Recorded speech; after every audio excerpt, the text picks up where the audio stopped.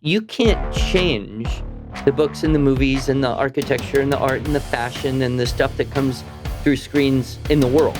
You have no control over that, but you have a lot of control over what comes into your home. You mentioned culture when we're talking about creeds and songs and scriptures, and you said culture. But this isn't macro culture which influences us, right? Right. This is micro culture that we should be nurturing and then taking out to influence the greater culture.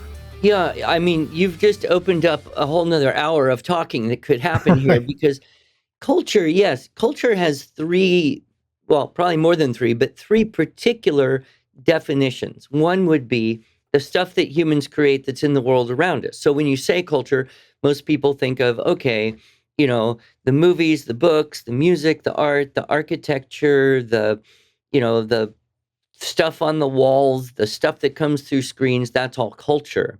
Right. And then if you think of the corporate culture would be kind of the way we do stuff around here. So in our company, we try to create a particular corporate culture for a purpose. And our company is a little different than other companies. And, you know, the bigger the company, the broader and harder that may be to do. A family has a corporate culture, the way you do stuff. But both of these words don't really have the full impact until you look at the Petri dish definition, right? The culture, right? So you have a culture in biology class, a little dish of yellow jello, you drop something in, and then what's supposed to happen? It's supposed to grow. If your culture is good, you'll grow whatever you're trying to grow, bacteria or mold or whatever. If your culture is antiseptic, you won't grow what you're trying to grow, or you'll grow something you're not trying to grow. So what we have to do is match culture with what we're trying to grow. And so that's why I always say, you know, yeah, Dad, Mom, you can't change the books and the movies and the architecture and the art and the fashion and the stuff that comes through screens in the world. You have no control over that, but you have a lot of control over what comes into your home and what's coming through the screens and out of the speakers and is on the walls and in the refrigerator and in the closets of your own home. So are those things going to grow what you're trying to grow, which I would argue in this case is the code and the creed of faith. And so that definition of culture is where we really need to hold. And you know, 300 years ago, there was no market for pornography.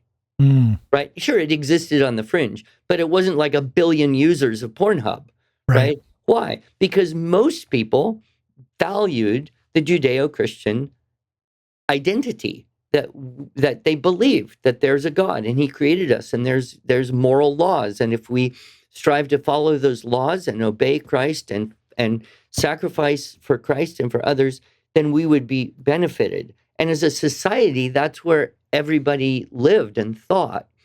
So there's no market for, bad books. There's no market for ugly, violent music. There was no market for immodest clothing. Right. Because nobody wanted it. And so you had to eliminate God, as we discussed already has happened, by bringing in atheistic, Darwinist, anti-anthropology, right? And I loved your use of that anthropology, the study of what is man. Right. We had to change all that before we could capitalize on these ugly, wrong, evil things that degrade the human soul. So we can't change the world. I can't prevent someone from creating bad music, but I can certainly control what comes into the lives of my children, through the environment, through the culture, the petri dish of the home. So maybe that's a good way to leave people is the culture in your home growing what you're trying to grow in your children? This episode of Rapid Response was brought to you by CTC Math. Visit them at ctcmath.com today.